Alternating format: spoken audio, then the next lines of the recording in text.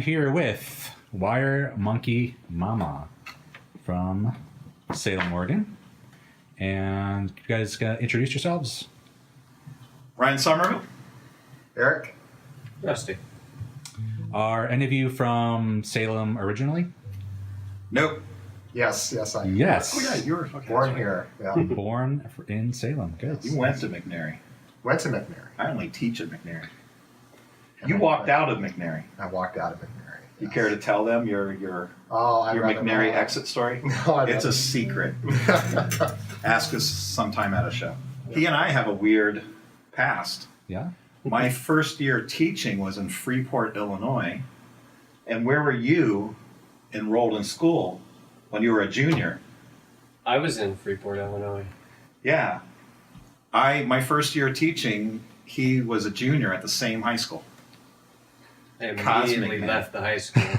He immediately left for I had Rockford, heard that Illinois. they hired a Somerville, and I went to McChesney Yes. Park and enrolled in Harlem High School.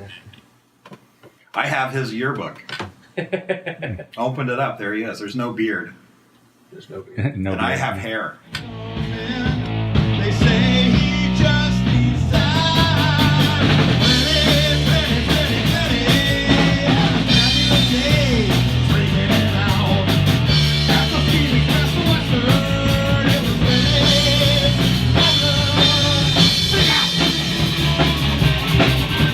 ready. Educate us about the name. They all point at me. One of my hobbies is coming up with band names because I'm weird like that. And open up your college, high school psychology textbook and look up attachment studies, Harlow, and you'll find this dude. He took little baby monkeys away from their mothers, put them in a cage. There's a wire monkey that had a nipple of food. And there was a cloth monkey that had warmth and the cuddly cloth on it. Then he basically scared the crap out of the monkeys, and they would run to the cloth monkey. And then when they would just study them hanging out all day, they'd spend 99% of their time on the cloth monkey and only go when they were starving to get food, proving that primates need love and affection more than they really need food. So science proved that love is important. That was not known before Harlow came along. It's all science. We figured this out. So we're the Wire Monkey Mamas. Without the S. We're Wire Monkey Mama. Yes, Wire Monkey Mama. We have another name, but it would require making more props. So I have actual Wire Monkey Mama robots that are set up on stage, and if I change the name of the band, I'd have to make new props. Fair So, enough. yeah. It's kind of like, once you go Stonehenge, you can't turn back,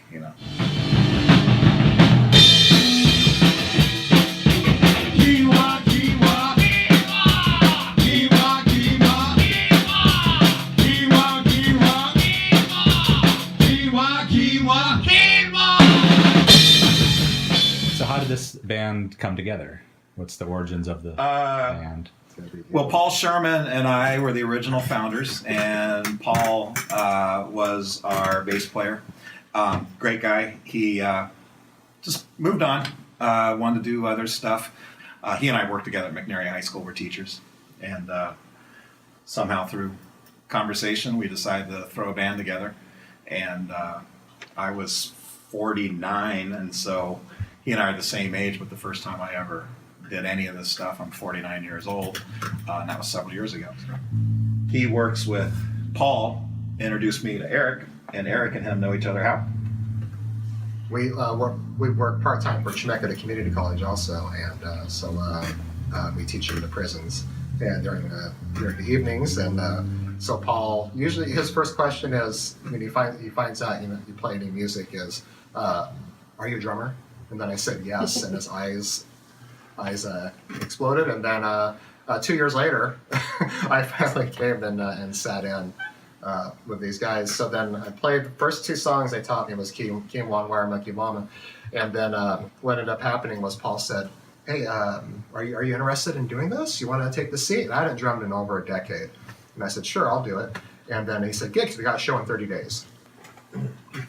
This guy here is he's like a real musician and a Yeah. professional and a pro and stuff. He's got I have a bass and an amp. here's a bass and an amp. So And Recording our album. he recorded our album. That's right. Yeah, So I he's Produced it. yeah, I recorded the Wire Monkey Mama album. he was kind of like the seventh monkey. Last week, I think we lost Peter Tork. Do you have a favorite monkey? I always, Michael Nesmith was the cool guy and the talented guy. So I always liked growing up, I always liked him. Michael Nesmith was cool because he was the quiet, kind of sarcastic, soft-spoken one. Davey was the British one, so I didn't really get that. You know, he just kind of talked like this, you know. Did he date Marcia or Jan? From the Brady Bunch? Yeah. When did that come Yeah, I'm out? about to say, even. On an Was episode of that Brady the Bunch, 80s? Davy Jones showed out Is Scott. that the 80s too? No, but Did they surf in the show? Is that when they did the beach parties and they'd surf in the show?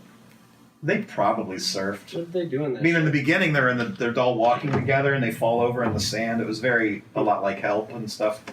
I mean, they were very much the TV version of the Beatles.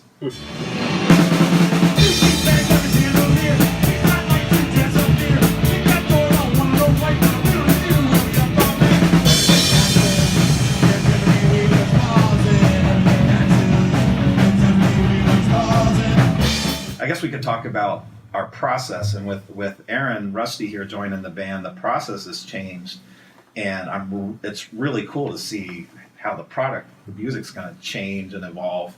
To begin with, Paul would come up with a title, you know, Freddy's Phoenix Freakout, and he would just email that to me, and I'm like, hey, that's hilarious, and then I would just like free associate what that meant to me and come up with a song to it, and I put a lot of time into it. I mean, sometimes 45 minutes, and then I would send it back to him, and then he would put a demo together, and he would put a lot of time into that demo.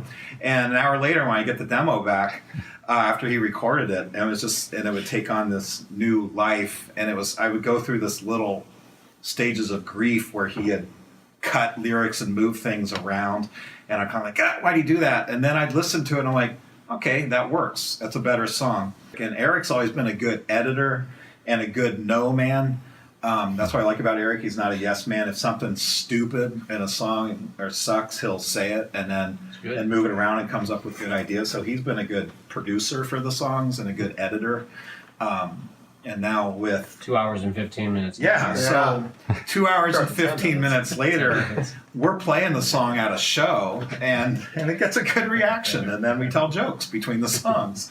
Well, when Rusty kind of came on board, I kind of said, here's our only rule. It should be goofy and weird.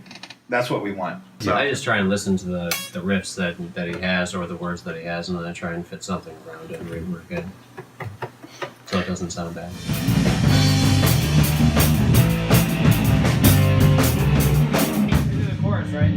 Then do the chorus. Okay. This is a brand new song. We're making it up right now. We don't know how it goes. So you mentioned you had a record. When did that come out? And tell us about it. 17 it came out. Yeah, I don't remember. Yeah. April 14th, I have the poster at home. Yeah. Wow. Yeah. Is it? April 14th. Yeah, and We recorded the summer before you can that. listen to it on Bandcamp. I've wanted to kind of put it in more places and stuff. We sell it at shows. It's got 13, 14 songs on it. Recorded that at Rusty's house. And, real proud of it. First time I've ever done anything like that. Come see Wire Monkey Mama. We have a lot of fun. We have robots. We have original music. It's fun. We're good guys. We'll pull you up on stage and sing along. We do goofy stuff. You'll We be rock out. entertained. If you've seen us before, we promise to be louder and harder. And we got a new bass player, and we're gonna have keeping the old and coming up with some new.